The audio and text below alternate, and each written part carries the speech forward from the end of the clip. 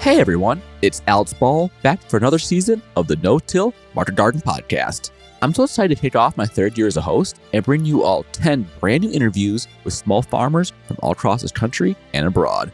This season, we're going to dig deep on what it takes to survive as small-scale farmers, grow your business, and meet your individual farm business goals. We're launching our year off right with a very enlightening and uplifting interview with Jennifer Dunbar of Lovelight Farm in Birmingham, Alabama. We discuss farming in a tropical climate, some directed to local schools, and much, much more. So without any further ado, let's get to the interview.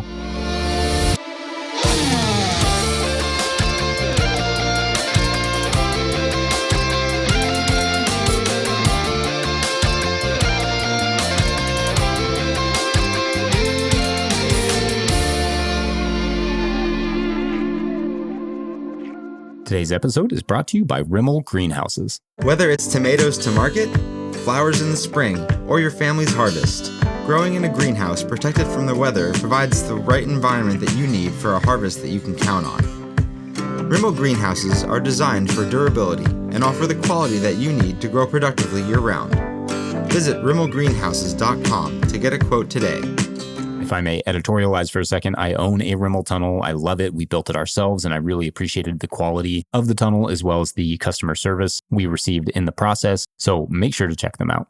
Today's episode is also brought to you by BCS America. BCS two-wheel tractors are designed and built in Italy, where small-scale farming has been a way of life for generations. Discover the beauty of BCS on your farm with PTO-driven implements for soil working, shredding cover crops, spreading compost, mowing under fences, clearing snow, and much more, all powered by a single gear-driven machine that's tailored to the size and scale of your operation. We have been using a BCS tractor on our farm since 2014, and it has saved the day and leveled the workload more times than I can count. And I find new ways to employ it every single season.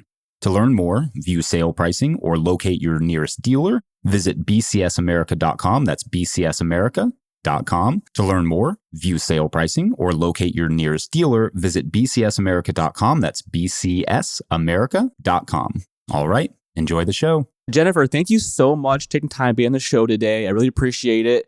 For our listeners, where are you located? What's your farm called? And kind of what's your basic season? What's the Lovelight Farm story? Hi, everybody. So I'm from Alabama, and specifically I'm sort of central to the state. I'm about 35 minutes from Birmingham, which is one of our bigger cities.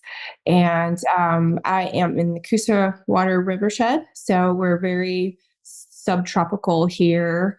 We get a lot of rain. I'm in a valley, so it's really nice. So a lot of times I don't get the exposure of like a winter cold front that someone might just literally like one hill over, because I'm on the other side. I'm on the south side of our mountain range, which is kind of the foothills of the Appalachian.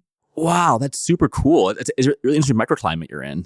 It is. It kind of is a little microclimate. You know, I will drive over the mountain and I'll see where frost has hit on Double Oak Mountain on the north side. And then over on my side, like we didn't even get any rain or frost or, it's kind of a nice little pocket there.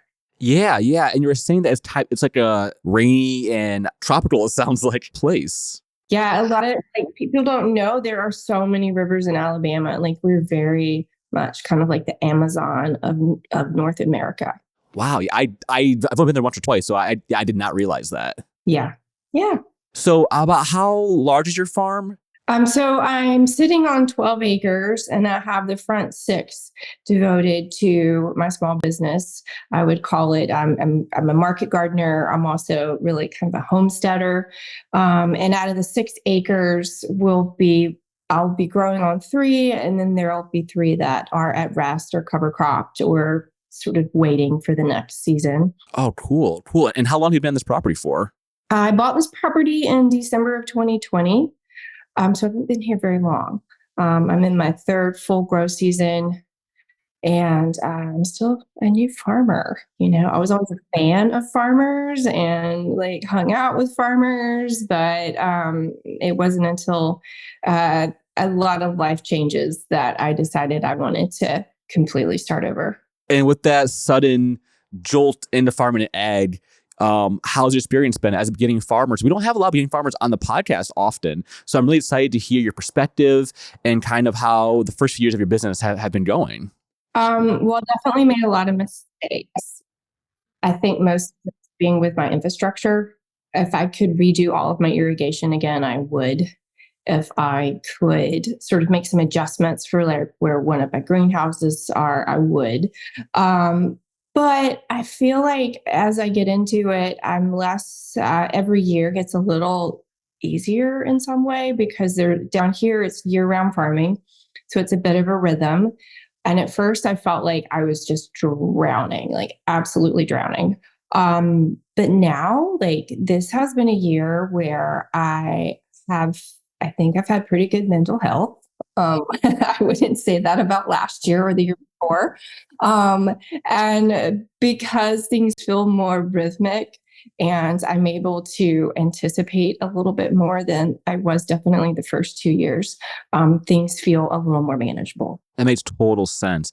And for people like me, I'm a northern farmer. We have 4 distinct seasons. How does that work with year-round production, being this hot climate? What are kind of like the basic breakdowns of your growing season?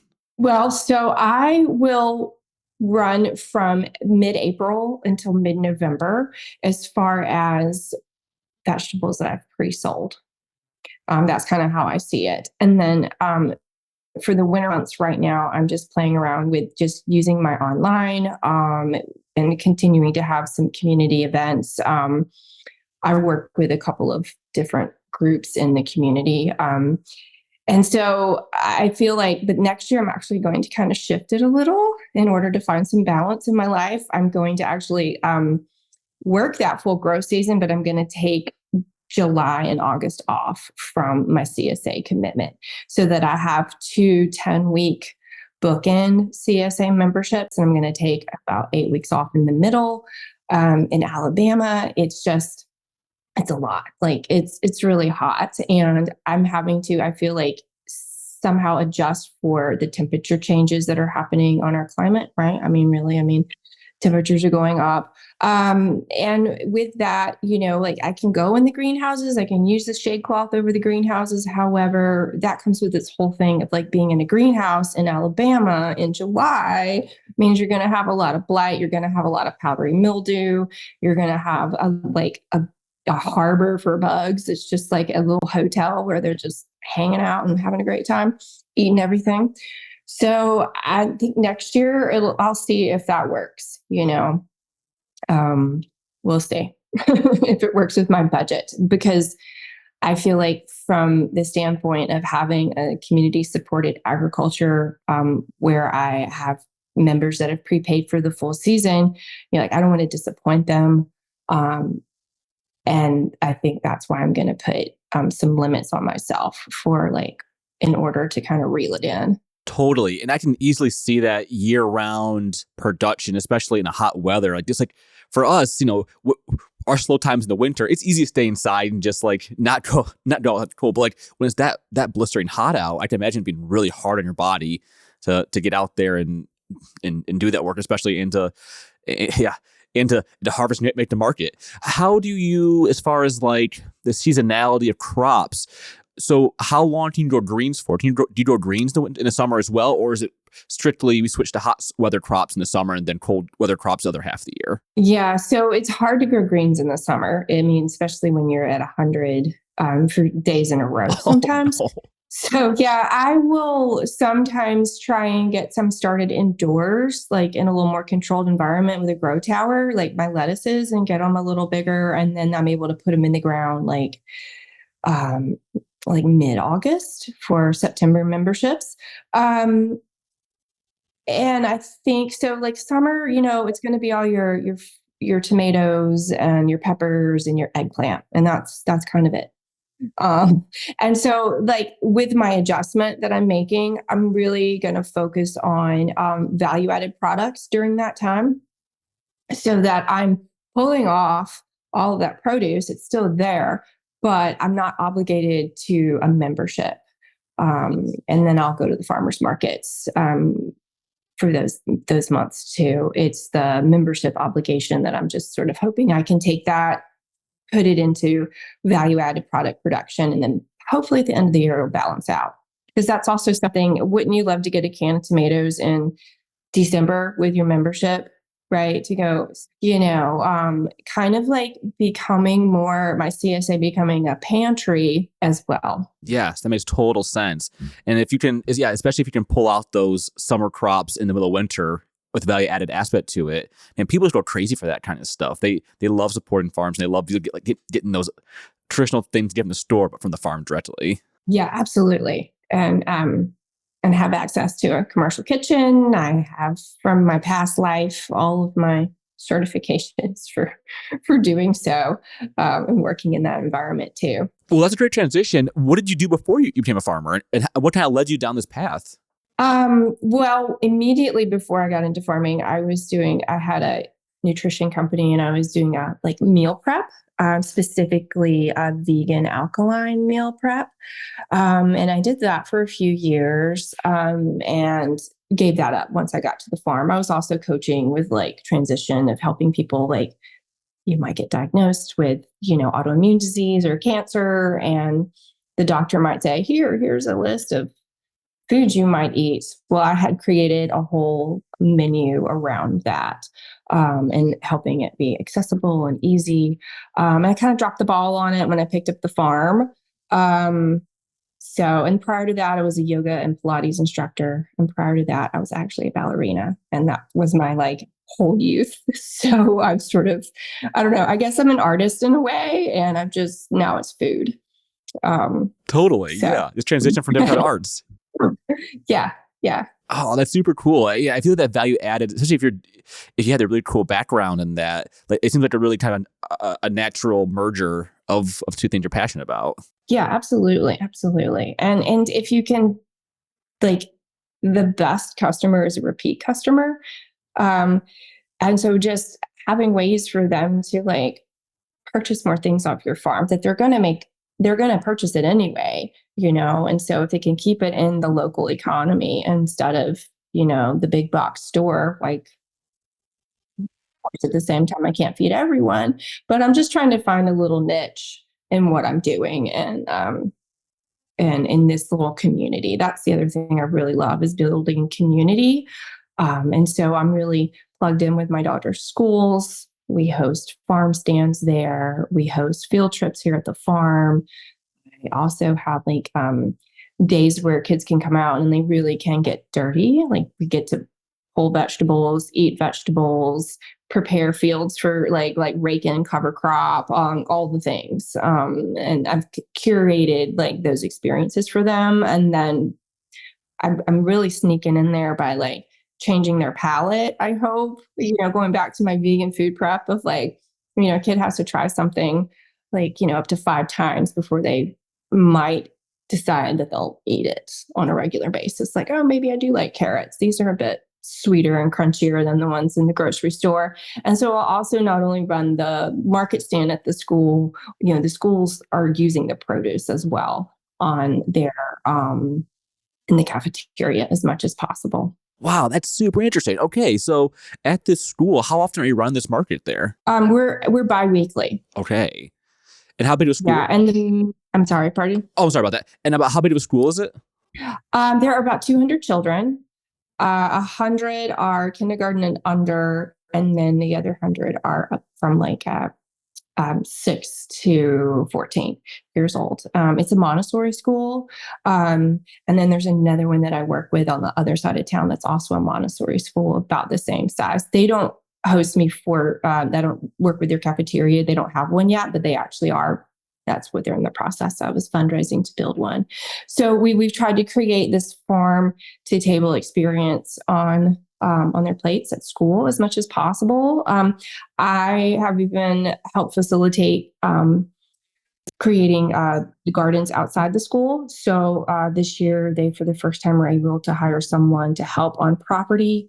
She also works at my farm, so she kind of goes back and forth, which has been a really great relationship. So, I'm able to send starts over there. They have raised beds full of lettuce that will then go into the cafeteria. What a symbiotic relationship. You're training people to grow the food there. You're growing food. There's so many different layers to that. You're really building a lot of community at that school. And you said it earlier, in this river valley, are you in a deeply rural space? How far are you from the school, from the communities that you mainly feed? I was rural, but it's all moving out here.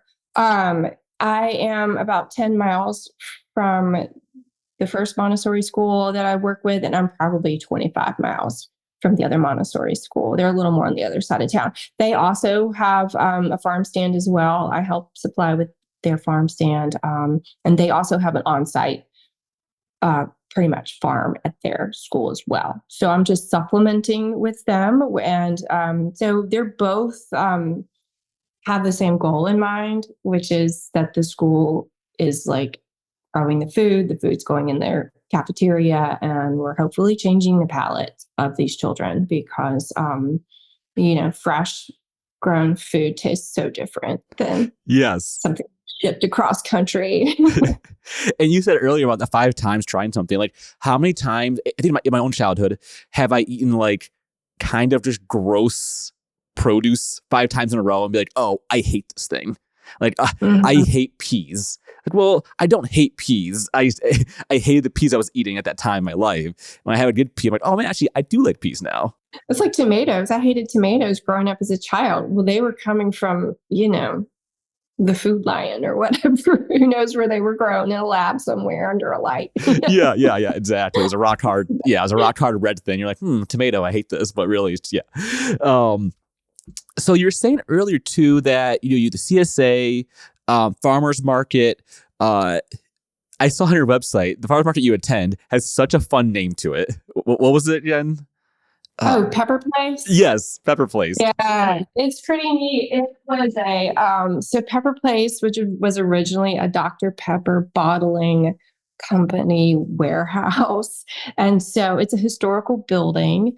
The history of it's pretty neat. So, Birmingham was a steel city, and there was a family who owned a steel mill, the Slosses. And Kathy Sloss, as when she in her younger, maybe 20s or 30s, started working for her father. And it was her goal to revitalize Birmingham and specifically like that downtown area. And so she and her father started buying up properties and revitalizing the area. And we can really thank them for the city that we have today because they really helped push development down there in a positive way, where we're not tearing down and building another. We're just working with what's there and the history of it all. And so, it's a really neat market. It's our biggest in the state. We can have about 2,000 to 3,000 people walk through that market between 7 and 12 on a Saturday. Nice. A good crowd coming through there. It used to be a little overwhelming sometimes, especially in like July. But it's a great market. I'm really thankful. To have a seat at the table there, especially as a new farmer. And how far is that from your farm? It's a 35-minute drive. So not too bad. I think I don't drive as far as some. I mean, some people come as maybe as many as 60 miles, 75 miles away. It's a great market to be in. You're really guaranteed your sales. It's consistent. They do an amazing job engaging community as well. There's always something fun. This past week, it was like pumpkin decorating. So everyone had free pumpkins. You could decorate pumpkins. They're really engaging the community. And I've always admired that. And it really helps bring people out. It's way more fun if there's something for your kids to do versus just walking around a hot parking lot on Saturday at noon, Yeah. No, I totally agree with you. And I feel like, especially post-COVID, with so many markets going downhill, you really have to offer that community aspect and really offer that full picture to get people to show up on a Saturday or whatever day it is, because people are so busy. Yeah, they also do a double dollar. So people with SNAPS benefits, they have a grant. So they double their dollar, which is amazing. So a lot of people who are able to really stretch that budget by coming down there. It's a fantastic program. I wish more markets could qualify for that. Yeah, that'd be fantastic. And I saw Pepper Place. I'm like, what? I had to know the story behind it. So I really appreciate you sharing a little more about that market. Is that also a place where you host your CSA pickup, or is that on farm? Actually, I work with other businesses for my CSA pickup. We have 5 spots in town. They range from like outdoor stores to spas to our Coosa Riverkeeper office and a brewery, actually. So we just leave the cooler. Everybody's bag is the same. It's farmer's choice. They get 6 to 7 items a week, and they just open the cooler, check off their name. That way, if someone didn't pick up, we know who to look for, or we just give it away. And so far, it's been working. I mean, this is our 3rd season, and it works. Yeah, for sure. And I think that flexibility of offering those locations really helps people, catch them while they're out and about. Especially at the brewery, it's a double reason to stop in and have some fun and get your produce. Exactly. Have a beer, meet a friend, play trivia, yes. It's a great partnership. And it works out too when I do a couple of events out here. So it's nice because we're able to kind of use them as well to help get the word out or to help with sponsorships and things like that. Oh, for sure. And is your CSA your main way of moving your product, or is it kind of split between that and the farmer's market? I think it's split between that and the farmer's market. Yeah. And then online sales are the first thing I have added that were new recently. And so I'm getting used to that. And so I'm starting to build that market too. And that's pick up at the farm or at any of our 5 CSA sites. We're kind of playing with that. And some of it is limiting because of the software I'm using, because I definitely have some ideas for them. And so they're like, oh, we'll put that on the list. Yeah. Because it would be nice if people could like build their own bag, right? Because right now it's always farmer's choice. But if they could go into my system and pick which items they want, like maybe they want double kale, and then we could pack them like that. Although it could also be like a staffing headache of trying to pack so many individual bags. I don't know. I'm not there yet. But I do know the software exists to do it. It's just not the one I'm using currently, and I don't want to start over. No, I totally agree. Once you get your system set up and you have other items listed, it's not fun at all to like relearn systems and like rebuild things. It takes forever. Yeah, it really does. I'm finally getting comfortable with this one. So good.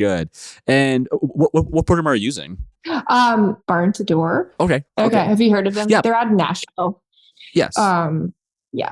I've heard them before. So, okay, cool. They've been great. I will say their team is great. I've enjoyed the gentlemen that have worked with me. They've all been really cool with letting me email them questions and not have to be a full throttle. Like, I don't know, like there's different levels. Yes. Yeah, no, I totally what you mean. They let me cheat the system a little, but shh. Yeah, no. That's super cool. And are you finding that the online market is a pretty popular option as you've been adding it? Has it been going well? Yeah, so far, and I'm about to put an official sign on the fence at the farm for local traffic, because I've been hosting a lot of events lately, and I can't tell you how many times people pull in while I'm working in the field, and they just are like, "Who are you? What are you doing? What is this, lady?" Because it's like it's always me and maybe 1 or 2 other people with me, but they're like, "We drive by, you're out here every single day." And I guess people just don't. They're really just, there aren't a lot of farms around here that are visual that you can see from the road, and because of where we're positioned, it's actually great marketing because I'm always out there doing something, and I don't really want to put a physical building of like a farm stand, and I don't really want just any Joe Blow coming onto property. So my idea is to make it like a virtual farm stand where they pre-order, and every Friday they can pick up. It's just you open the cooler door and there's a receipt with your bag, like that's kind of what I'm envisioning. So we're working towards that goal. Okay, yeah. I feel like, just being out in the field is a great form of marketing in itself. They can see you and you're not in a tractor like a mile away, so they can get to you. Right. Yeah, absolutely. So you mentioned earlier that, you're on the farm, mainly you. Do you have any other extra labor who's helping you? You said you do about 3 acres of production. That's quite a bit. I have it's just a funny story. I have my across the street neighbor from my old life. I lived there for 17 years. And when I moved, we were both so sad. And she now comes to the farm 3 days a week and volunteers. And she's even brought friends. And so I have probably anywhere from 3 to 6 volunteers a week.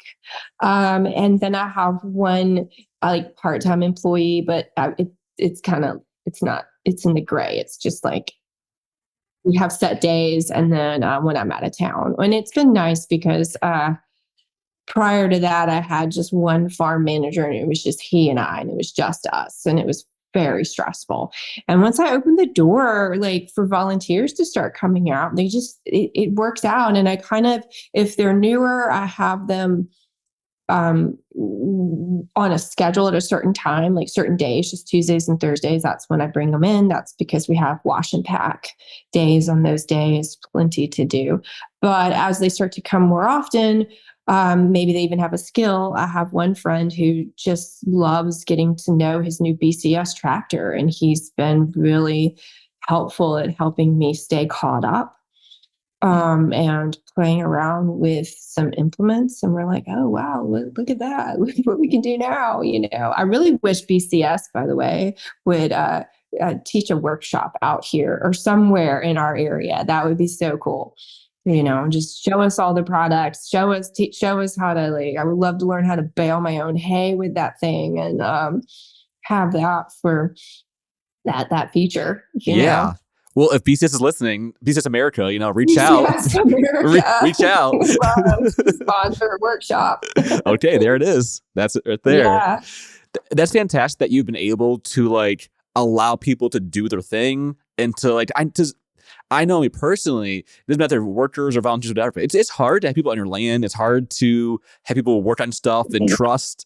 And 3 to 6 people, that's a lot of people on your property doing a lot of things that can be that can be scary sometimes. Yeah, I think having it consolidated helps me. Because I know they're coming. I kind of have my lists, we're working through our regular wash and pack schedule, and I'll have the newer people helping with that. And then I've got Betsy and Jill, who've been working with me, Betsy for 3 years, Jill for a year now. And I totally trust them. I mean, they can do absolutely everything that I do.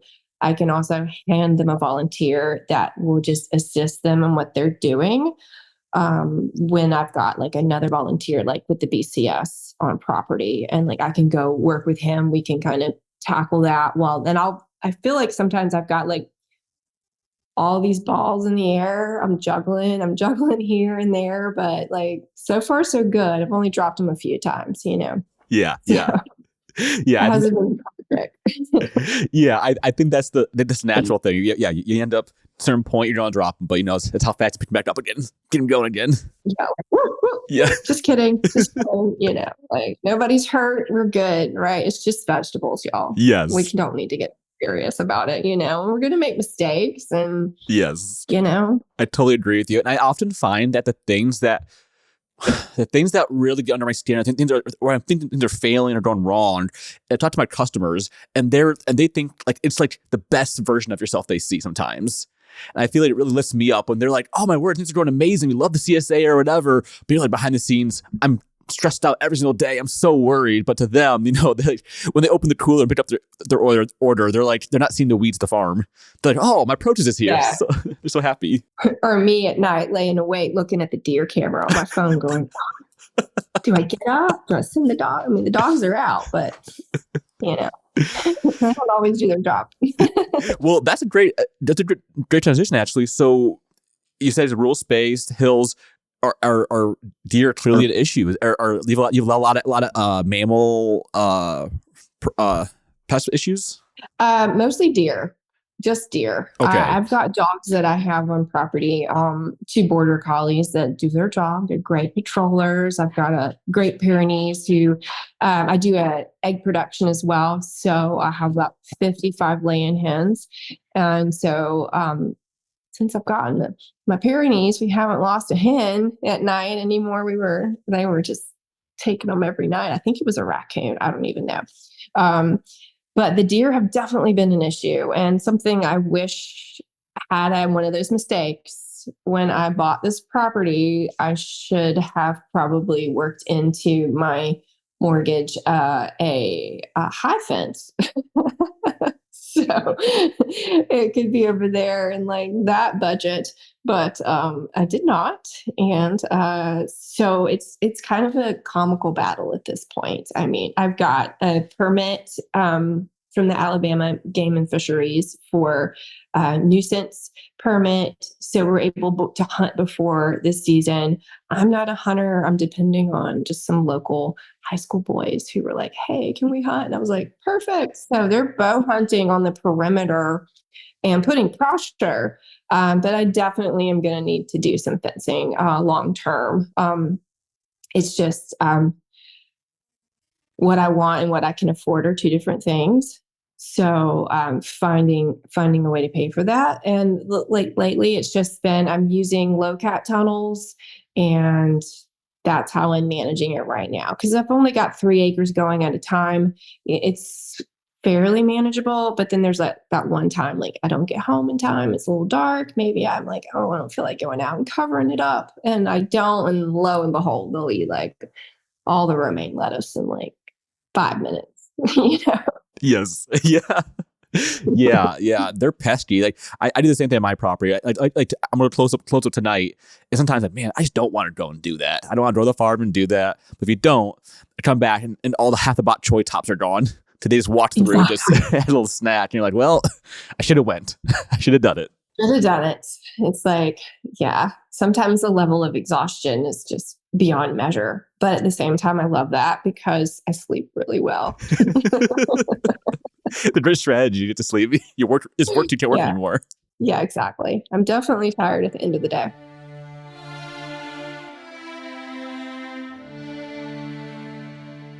Today's episode of the No-Till Market Garden podcast is brought to you by Johnny's Selected Seeds. Johnny's Selected Seeds is a proud sponsor of the No-Till Market Garden podcast. Since 1973, Johnny's has supported farmers and gardeners with superior seeds, tools, and information to help ensure their growing success and help feed their communities and families. The research farm is at the heart of Johnny's, where they trial thousands of varieties and tools every year. Their breeding program uniquely focuses on introducing varieties that meet the needs or solve the challenges mixed market, small farmers, and avid gardeners face. Visit johnnyseeds.com for innovative new varieties and time-tested favorites to grow this season. You can also browse their online growers library, link in the description, for a wealth of free educational resources. The employee owners at Johnny's look forward to growing with you. Today's episode is also brought to you by Farmhand. I don't know about you, but I got into farming to grow food, not spend my time creating pack lists, writing newsletters, responding to emails, or maintaining web stores. If I could spend less time on my phone and computer and more time farming, that would be a win. Enter Farmhand. Farmhand is the only all-in-one virtual assistant built by and for CSA farmers. It takes care of the admin, managing orders, customer communications, and automating tedious tasks so you can get back to doing what you love. On average, Farmhand saves CSA farmers 6 hours a week. That's 6 hours you could spend with your family, out in the field, or simply taking a breather. So, what would you do with an extra 6 hours? Now's the time to get your systems ready for next season. Learn how Farmhand can help at farmhand.partners/no-till. All right, back to the show. So you were saying a little bit earlier, you have a decent amount of volunteers with you. Do they help at market at all? Or is that mainly just you at the market? No, they help at market too. In fact, one of the Montessori schools, their high school, middle school age group, they have required volunteer hours. And so that's one of the projects that's considered that. And so often I'll have one or two of those at market. And then my friend Betsy comes and helps me at market too. And recently I've been able to hire a couple of people in just on a need basis who have been a little relief. Market days are hard. It's like 3 to 3. Ooh. Well, it's because I get up at Yeah. 3 to get packed up. And then as soon as I pull on the driveway, I've had someone be here in the morning and like do the morning chores. But by the time I'm back, it's like time to start watering again. Yeah. So I usually, first thing I do is I start turning on irrigation while I unpack the truck. And then by the time I do that, it's like 3 o'clock. Wow. Yeah. It's a I'm full like, day. oh, good Lord.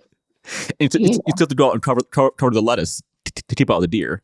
Right. You got to cover it, but you can't cover it too soon because in Alabama, it's like 85 degrees right now, So if you cover it up too soon, like, Yeah.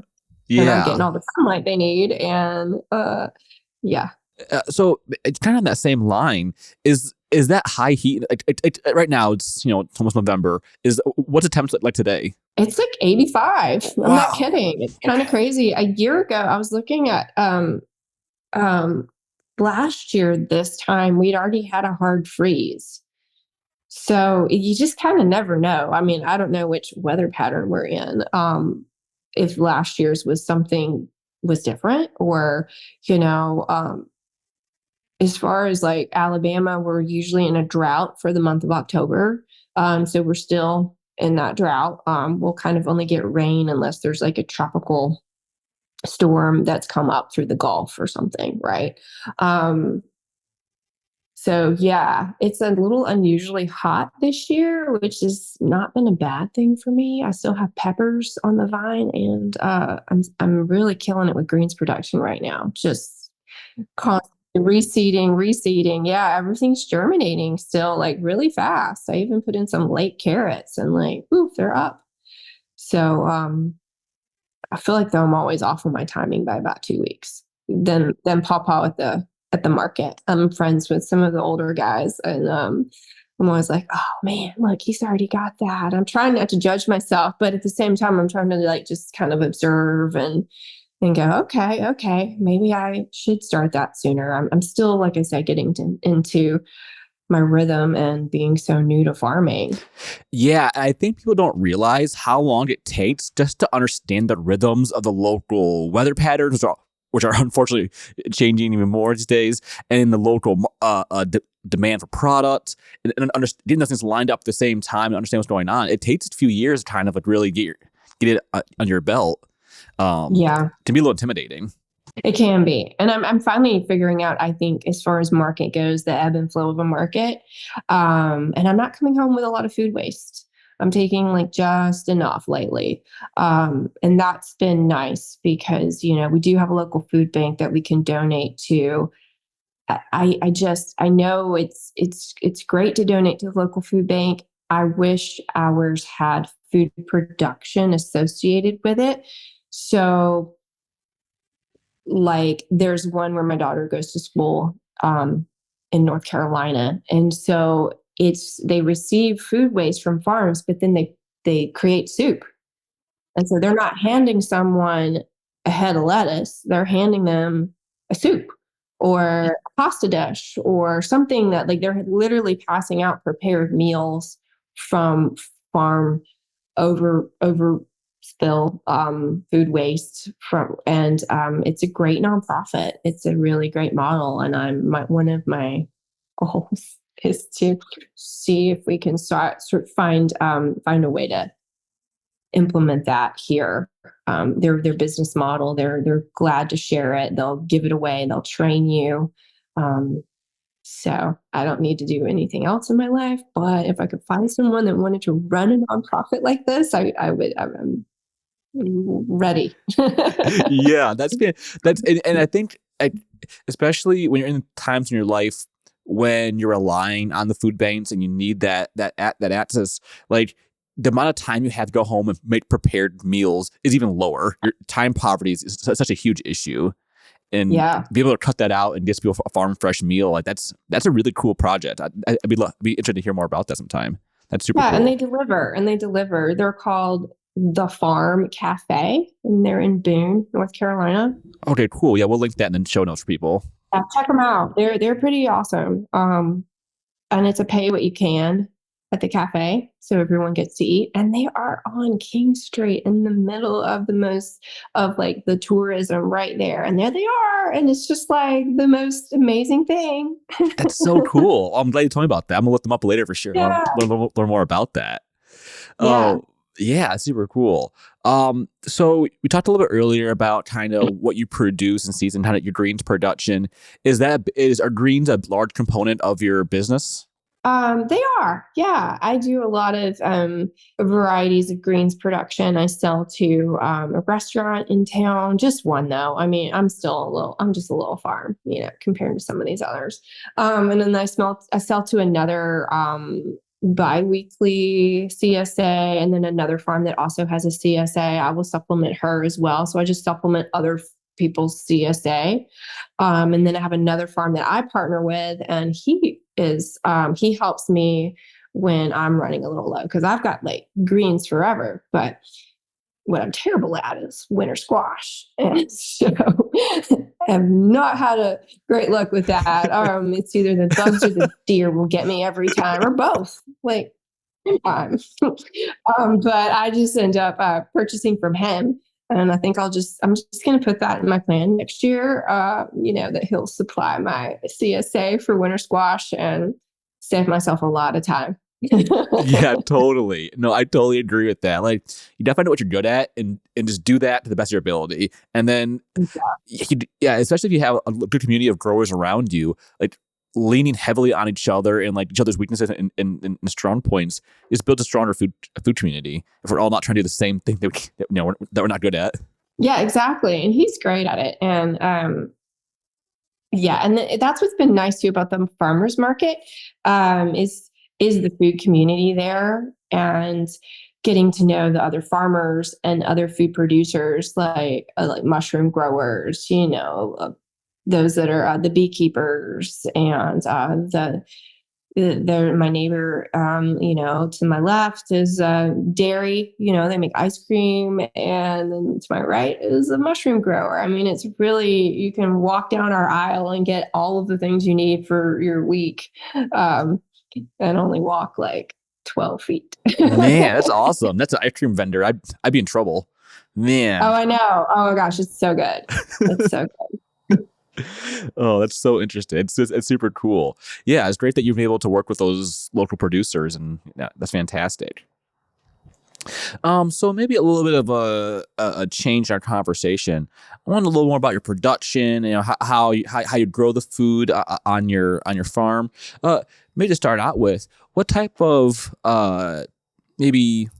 How do you manage like tillage on your property? I know you said you use a BCS a little bit as well. So what's kind of your methodology around kind of soil health and managing your beds? I would call myself a low-till grower. And I have certain sections of the farm which are slowly shifting into just very little tillage. And it's kind of been just a combination of figuring it out. I will definitely have a lot more to learn. But as far as like soil and soil health, I have been using the biodynamic preps. I've been following them a lot, using inoculated like compost teas that I spray seasonally. I also spray it on my compost. So I make my own compost that we apply. I source manure from another farm that is a dairy farm, and they are non-GMO organic certified dairy. I've actually am certified naturally grown. I don't know if you've heard of that group. They basically follow all of the USDA organic certification requirements. However, they take it a step further, and so you're required to practice like sustainable growing methods in regards to soil health and fertility. Like that's part of their certification, as well as maintaining pollinator habitats if possible. And just kind of, I've always wanted to just work with nature instead of against nature. So while I'm not like officially biodynamic certified, that is definitely the philosophy. And I mean like that loosely because biodynamics can get, I mean, as far as like working with nature, I'm not to the level that some of these biodynamic farmers are. We're working with the moon cycle. Like I'm getting there. I'm still learning, but I'm just thrilled that I'm able to grow anything at all, to be quite honest. But it's been a process. And so I use a lot of cover crop, green cover. Then I'll, terminate it either with like mow and tarp or this was the first year, I'm a little not sure though, that I've used a little bit of row cover on the ground, like for tomatoes and squash and things for weed prevention. And, it has its drawbacks and it has its, I definitely did less weeding and hoeing, but I'm not sure about that yet. The jury's out. It definitely helped, I think, with some of our soil issues with blight, early blight that we get in Alabama. I think it definitely helped with that. But yeah, I still have a lot to learn. So basically, I make my own compost. I'm getting it from my own chicken coop. The manure, anything we pull out of the field, we're throwing on there, all the leaves. Turning it, have at least 3 to 4 piles going at one time. That's super interesting. My next question was when I asked you about compost. So you got me on that one. I'm glad. That's super interesting. Yeah. So how you turn your piles? Do you using a tractor to do that? Do you by hand? Yeah, I have a tractor. I have a Kubota with a front loader. Kubota also. Yeah. They would have a workshop. I mean, this was the first year as a farmer, people don't know this, that really, like, you're not just farming. You are also like small engine repair, plumbing, electrician. There are so many hats that you have to wear. And coming into this as someone in their late 40s, I was like, I hadn't done all of those things. I'm still not able to do all of those things, but I'm starting to get into a little bit of engine repair. I was able to service my own tractor this year. But I would love a workshop from Kubota of like all the features, like what are all the things this thing can do, and me not hurt myself trying to figure it out, what do I do to take care of it? I don't know, I guess I should read the owner's manual a little more detailed, but I like hands-on kind of stuff, but yeah, so I'm using a front loader for the compost. That's cool. Yeah, it's really interesting that you're able to source the organic manure from a local farm. That's really interesting. Yeah, and they trade for vegetables, so perfect. Works.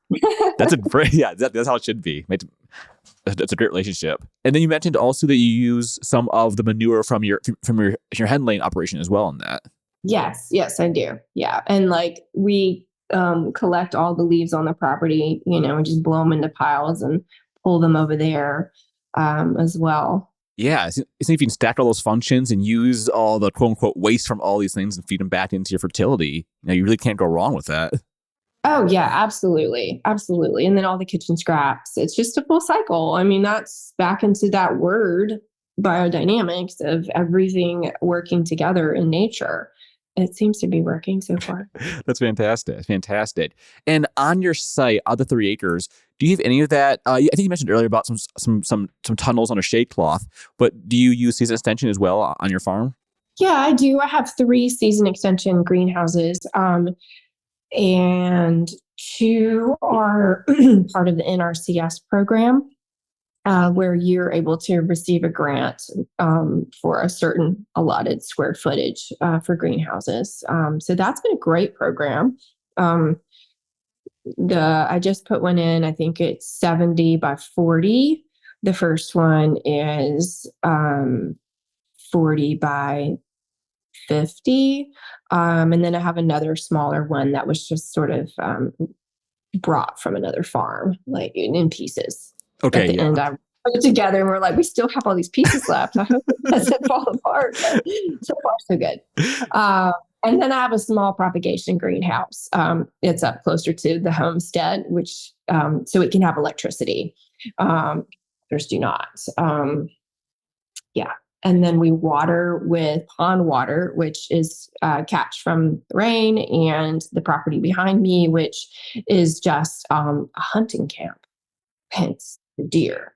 they're running, and then they're like, oh, look. Yeah, plenty of water and food.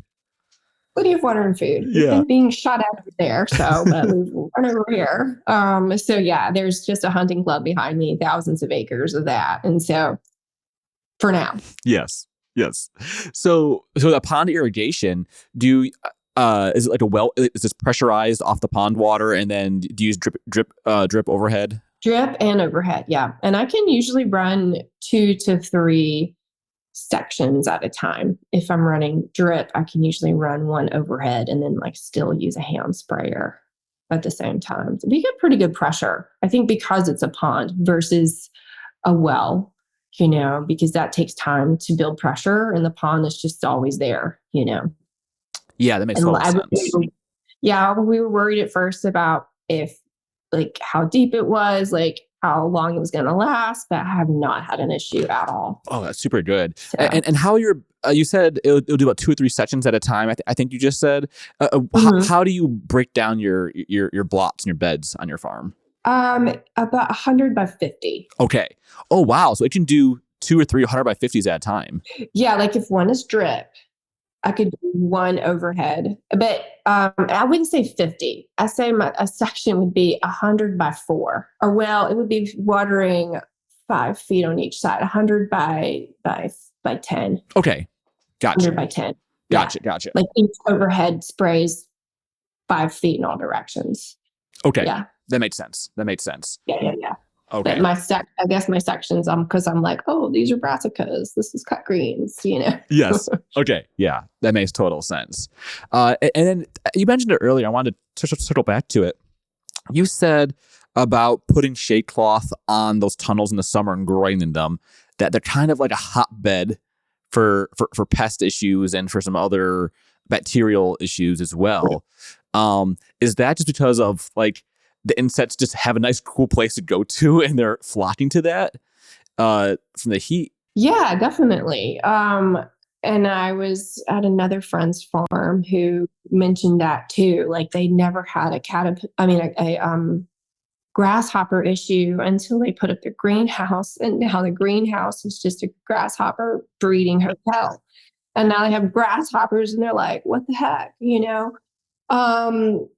So yeah, it has its drawbacks, but I'm finding that in the summer, if you're going to get one of these types of greenhouses, having the roll up size, having is the way to just open it up as much as you possibly can. I want to add some solar fans in there this year to help move the air through. And as far as the bugs, there's all kinds of greenhouses out there I've discovered after purchasing them. I'm like, oh, you can actually get them with bug netting. I didn't know that was a thing. But it is. So this year, my shade cloth, I got it to be longer than the greenhouse. So it kind of covers over when the sides are rolled up. And then we released ladybugs. Nice. That's super cool. Yeah, with children, of course, on a farm tour. It was part of the so, right. So that's fantastic. Probably made lifelong memories. They probably loved that. Oh my gosh, I'd never had so many ladybugs in one spot in all my life. I enjoyed it like a kid. I'm like a kid myself, but yeah, so adding beneficial bugs for sure. I'm going to try and do better about my nitrogen in the greenhouse. I think that's part of my aphid issue in the winter. So they hadn't been cover cropped. So this year I've done a crop of buckwheat in there, and we'll see what happens. And so trying to add that in, because I'm only in my 3rd season, right? So some things have been going for 2 years, and this was the first time I've rested those greenhouses. And except the new one. The new one's brand new. So it's cover cropped right now, and I'll bring that into production for early spring. So yeah, I totally hear you on that nitrogen and aphid balancing, because it can, especially into the fall, winter, it can just be a real mess. Especially if you get too much nitrogen in the soil, they can just launch off. You get into a real nasty situation. I wish I'd paid better attention in chemistry class, because at the end of the day, that's what this whole thing is. It's like, it's chemistry. I'm like, wow. Like, It's insane that insect is linked to that. Yeah. Oh, they're like, yeah, it's wild. We're all in this big world of just like floating around. They're like, it's really a bug world. We're just part of their world. They're in us, they're on us, they're how we digest our food. The one thing I will going back to the soil fertility, I've had these aha moments of like going back to like my background in like food and nutrition and healing my gut. It's the same with the soil. And it's a reflection of. And so, the food that we eat, if it wasn't, if it was grown in conventional ways, like it's upsetting our gut, it's upsetting that whole biodome, because, if people are using conventional pesticide and fertilizers, it's just not what's naturally occurring in nature. And our body doesn't know what to do with it, and then the bad bugs get overpopulated, and here we are. It's like having aphids in your greenhouse because you have too much nitrogen, but the same is going on in our gut because we have too much sugar in our gut or whatever. And so that bacteria that feeds on it is overgrowing and we're sick. Yeah, I think we often underestimate the value of balancing and having those. Once those things get offline, it's so whatever it be. It's when things are offline. It's so hard to get things right back up, and there's so many unintended consequences that come from that imbalance. Especially it's kind of funny. I think especially in hoop houses, I think people will try, and especially after the summer, head into winter greens, and they'll put down tons of nitrogen, before they plant that green crop.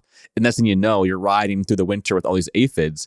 And on my own operation, I've had times where we got aphids in the tunnel in the fall.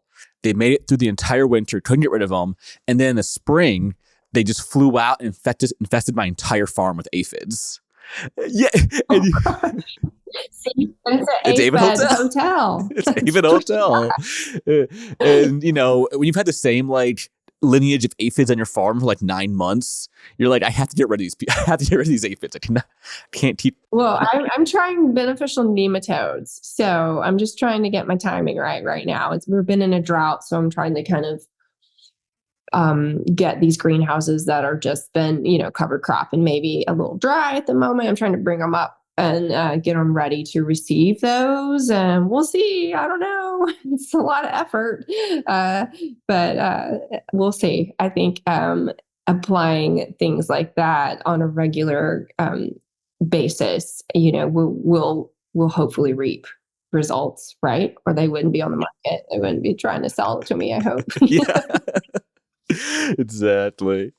I should have asked you this earlier, but what's your soil type where you're farming? I am in a sort of a river basin, so it's really great. I mean, I've got slate about 7 feet down. And so the water, though, it doesn't absorb deep, so it does kind of run through a little, but there's some clay for sure. But it's been workable. I think, I don't know if that answers your question. I don't know how to explain it. We have really good topsoil. And prior to me too, in my area, the previous homeowner had goats and horses, and it was just pasture. So I'm really lucky that nothing has ever been sprayed on these fields, and they did not do anything with the hay on the pasture, because oftentimes when they're in hay production, at least here in the South, in hay production, Roundup, a version of it, is part of that process. And so it's been hard to find people that don't use that product or some other products that I don't want in my soil. But lucky for me, they bought their hay. That's super. Yeah. That's a lucky get. Are there a lot of other growers? You mentioned, that a lot of folks come to the pepper market. Are there a lot of growers in your direct area? In my direct area, I would say we're all within 45 to 2 hours of each other. I'm sorry, I should have said it differently. No, in your where your farm's at, are there a lot of other growers? Not in this exact spot. There's a couple of there's some berry production, some blueberry farms, a strawberry farm, muscadine, and some wineries, but not like vegetable production. They're starting to pop up a few. I'm starting to see people getting into it. I feel like it's definitely, especially around here, there's definitely a market for it. And we need more, like, I don't think we can have enough. It's like, and the size farm that I am, I don't know, how well I'm doing business wise yet. Well, it's yet to be determined by the end of the year here, but, I'm terrible at that part. I'll be honest. I just have an accountant and she'll tell me if I'm in trouble. And I'm really focused on the farm. And it's like two different brains to have to come in the house and then sit down with a spreadsheet and like run through numbers, and that's not my strong suit. I don't like it. I really don't. But I'm breaking even right now, but my point being, like, we need more. Everywhere, like I'm a rebel. I'm going to like shake it up. I want to like break the food system that we currently have and say, like, we don't need these big box stores. We can get it locally. And if you can't get it locally, like, we can do a co-op and order our rice, it's like, you vote with your dollar. And all of those big box stores are part of the problem, of why we are eating food that's making us like sick and tired. And then you need to mess up because you're sick and tired. But it's like, and it's sending all those dollars out of the community too. I think for me is the hardest part about it is that, like, it's like every single cent, every cent of profit is being sent to somebody, hundreds of miles away. Or Argentina, like, yes, avocados and apples from Argentina. I mean, like, oh my gosh, that's so far. Totally. No, I'm glad you brought up finances, because I think it's a hard thing for farmers to talk about. And because it's like, one, it's so personal, but also it's like we put so much work in, and then at the end of the day, if things don't work out for us, it's one of the worst feelings, I think, for me personally, down deep. Just like, it hits you right in the gut. Yeah, it does. It does. And it's like in my mind, I'm working it out in the wash. Like, it's washing through my brain. I'm like, well, I have this much in restaurant sales and that much at the market, and I need this much for payroll. I mean, it pays for itself, right? And if I sell flowers and restaurants, like, that's really covering my labor costs, and so far, I've been lucky that I've been able to maintain stability and breaking even, but all it takes is like a weather event, or like, I heard a deer running through and eating all the lettuce in one night, like, I'm dependent on knowing, like, I was doing some calculations today and it was like, okay, that little, 30 by 40 square, that's like $3,000 for this portion of the season, and I was calculating like how much lettuce is left, like how much I'm going to pre-sell, how much is going to market. And like, in my mind, I'm working it out in the wash, but I really need to sit down on my spreadsheet and work it out in real time on with the numbers. But at the same time, like, if you're a farmer, you want to go with the flow, and you're just like trying to stay in flow. And in a way, it's almost like a spiritual thing, it feels like, where if I am doing my best, I feel like it's always going to work out. If I start really focusing in on the numbers and like putting my energy into worrying about it, all that worry will manifest itself, So if I can just keep, I don't know, at the end of the day, I'm sure my accountant would say you can't manifest your books to look any better than they do. But but you did it. You hired an accountant, which I think is the first step. If you don't like dealing with numbers, you have to have somebody whose job it is to look at the numbers. Oh yeah, and I mean, she's a bargain. She keeps me straight, and I had to do, I hired her like as I became an adult, which I think I didn't become an adult until I was 46. because prior to that, I was married and I had a partner, and that was like his job. And then at 46, I became a real adult. I mean, like I married my college boyfriend. So, and I've really had to like step up and like learn all aspects of adulting now that I had like depended on him to handle those things. Right. And so, um, it's kind of like I'm become the masculine and the feminine, or however you balance a relationship, like just having that ebb and flow of a relationship. I feel like I do carry a lot now because I'm carrying all of it for myself and my daughters. But that's partly why I'm here and why I bought this farm too. It's part of that journey of me just sort of working out my emotions and hopefully healing my heart, which is why I chose the name of the farm, which is Lovelight Farm, which is an ode to the Grateful Dead and turning on your love light.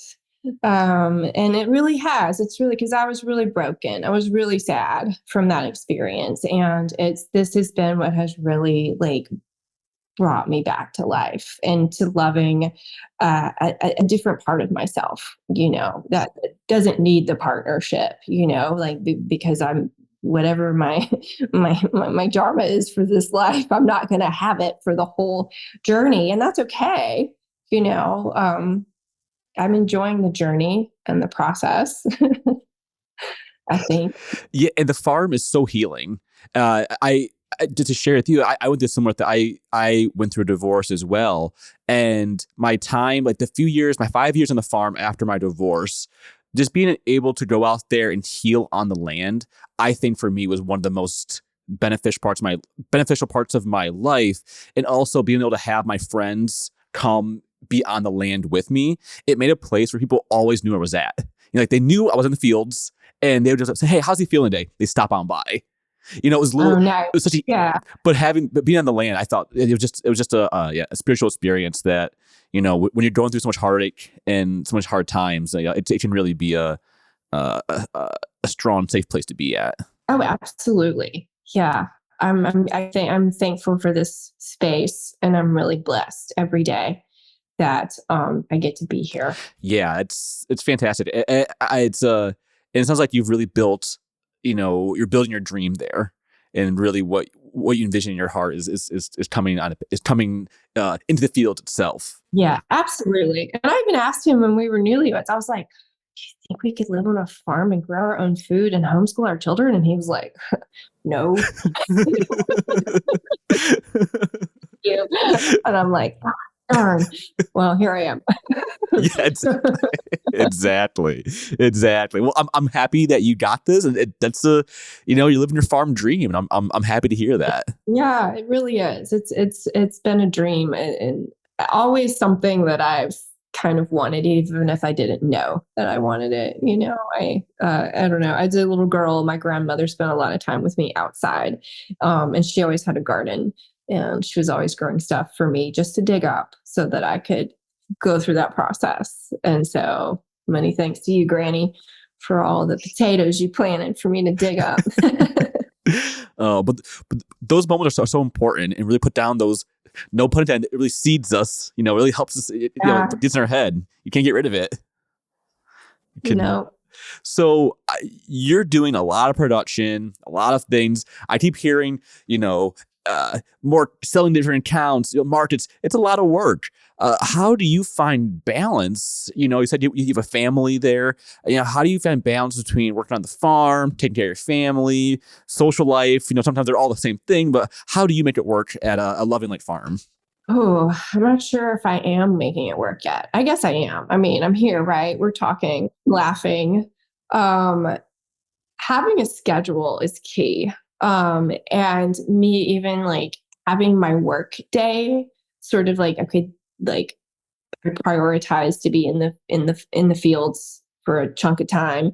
The kids know it, especially summer is a little harder, I feel like, because I even have FOMO, everybody's on vacation. You're like, oh God, I wish I were at the beach and not out here like cutting okra. It's itchy and it's hot, and I think I'm having a heat stroke. But you enjoy the Bahamas. But, I do suffer from FOMO during high vacation times. I won't lie, and a little sadness. But this year, like I said earlier in the podcast, I'm going to like revamp my seasons where I'm going to have the summer be a little more open for just value added products and being able to have family time. I think one way I've been able to balance it this year is that I have two amazing team members, and I could not do it without Betsy and Jill. I trust both of them. Jill doesn't live far from the farm, and she has been like the best farm sitter. So I'm able to travel some. Even if I'm like, hey, I got to go to the soccer game in the evening, I can't do the evening chores, like she can come over and help with that.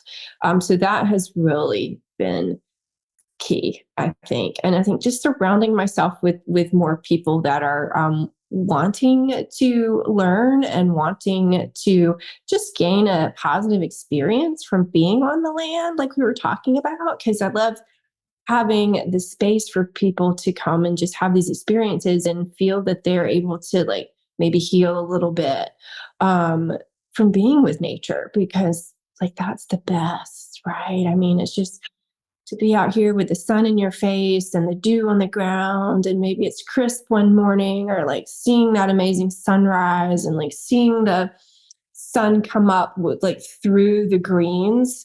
Maybe there's a drippy, spider web with dew all over it. Like those are like people, it's the best, And so when I get to have those kinds of experiences, finding a way to like prioritize, those scheduling is really key, and having someone to help me when I can't always be here. And like really just keeping that calendar updated and knowing what's coming. And having this year too, I hired another friend of mine, Sarah, who has worked for an urban farm for years and several other farms. And she sat with me in January of last year, and we plotted out the entire season. Like every round of seeding, everything, and it's all on a Google Calendar. And so I can just open that every day and say, okay, here's what the week looks like. Here's what the day looks like.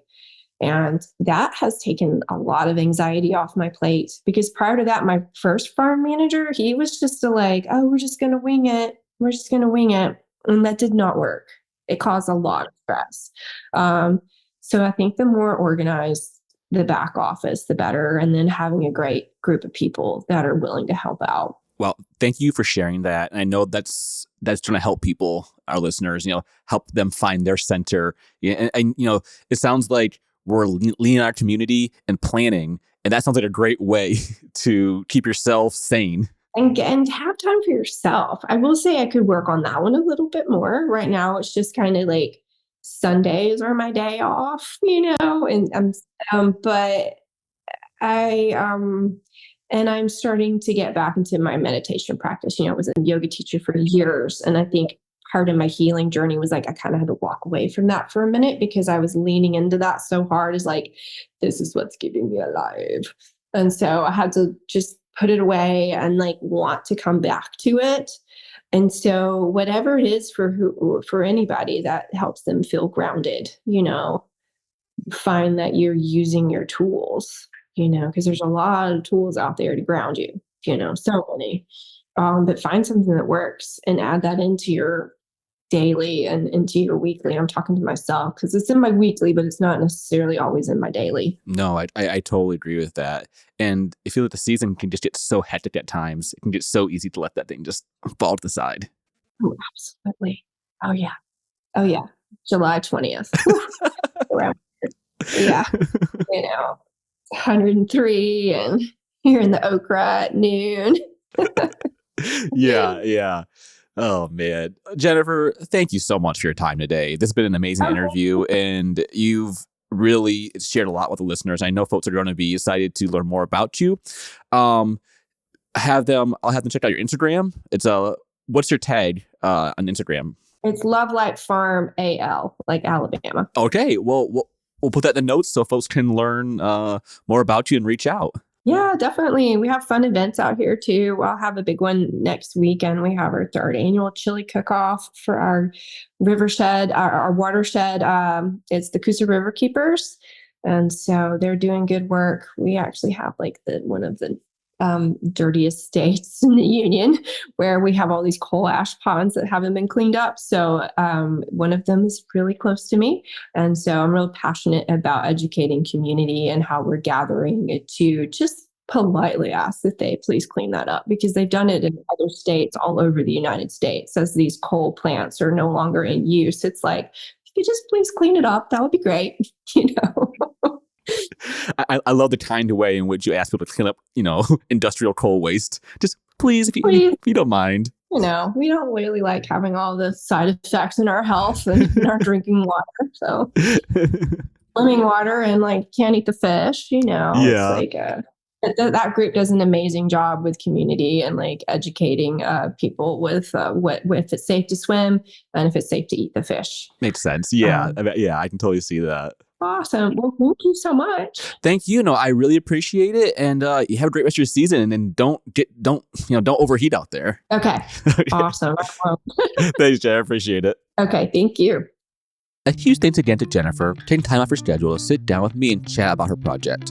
Running a farm business is an insane amount of work and stressful, but being on the land and feeding your community just has a way of uplifting and empowering us through tough times. If you want to learn more about Lovelight Farm, check out their Instagram or website for more information. We have a lot of fun interviews coming up this season, and I can't wait to go on this journey with all of you and share these inspiring stories. If you want to connect with me or message me directly, you can do so on my Instagram at Old City Acres. Have a great week, y'all. Try not to work too hard out there.